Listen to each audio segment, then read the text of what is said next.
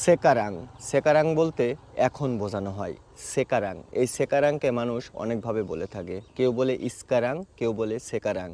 নান্তি নান্তি বলতে পরে বোঝানো হয়। নান্তি নান্তি বলতে পরে বোঝানো হয়। ডুলু ডুলু বলতে একটু আগে বোঝানো হয়। ডুলু বলতে আগে বোঝানো হয়। যেমন আপনি বলতে পারেন ডুলু সায়া বুয়াত, আগে আমি করেছি। ডুলু সায়া মাক্কান, আগে আমি খেয়েছি। ডুলু সায়া পিরগি, আগে আমি গিয়েছি। আওয়াল আওয়াল বলতেও আগে বোঝানো হয়, কিন্তু আওয়াল বলতে কিছুক্ষণ আগে বোঝানো হয়। কিছুক্ষণ আগে বোঝানো হয়। আওয়াল্লা ইউ চেকআপ মানে একটু আগে তুমি আমাকে বলো।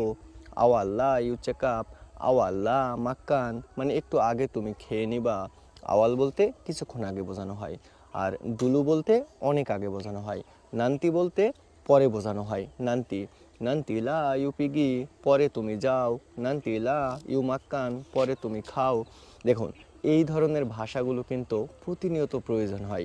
এগুলো কিন্তু দৈনন্দিন কাজেও ব্যবহার করা হয়।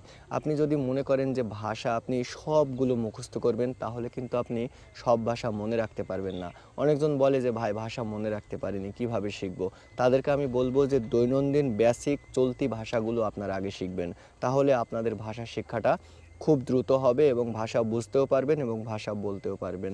দেখুন, বসের সাথে না হোক, আপনার যদি মালয়েশিয়ান কোনো স্টাফ পড়ে, স্টাফের সাথেও আপনি কথোপকথনগুলো যদি প্রতিদিনের কথোপকথনগুলো করতে পারেন, তাহলে আপনার জন্য মালয়েশিয়া খুবই সহজ।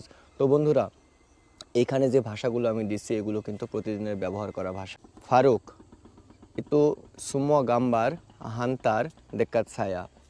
Faruk semua gambar hantar dekat saya মানে বলছে ফারুক সব ছবিগুলো আমার কাছে পাঠিয়ে দাও। হান্তার বলতে পাঠিয়ে দেওয়া বোঝানো হয়। হান্তার বলতে পাঠিয়ে দেওয়া। গাম্বার গাম্বার বলতে ছবি বোঝানো হয়। দেখুন, যারা রেস্টুরেন্ট অথবা দোকানে কাজ করে তাদের কিন্তু সব সময় কাজ করার পরে সেই কাজের ছবি তুলে বসের কাছে পাঠানো লাগে।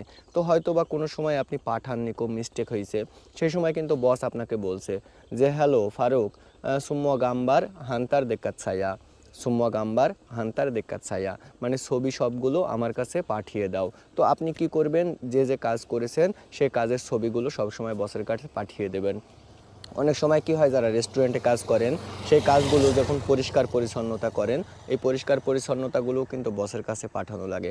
একটা জিনিস মাথায় রাখবেন, যারা রেস্টুরেন্টে কাজ করেন তারা ছবিগুলো পাঠানোর সময় সতর্ক থাকবেন যে এই ছবিগুলো পাঠানোর সময় ছবির ভিতরে কোনো সময় যেন একটু ভুল ত্রুটি না থাকে।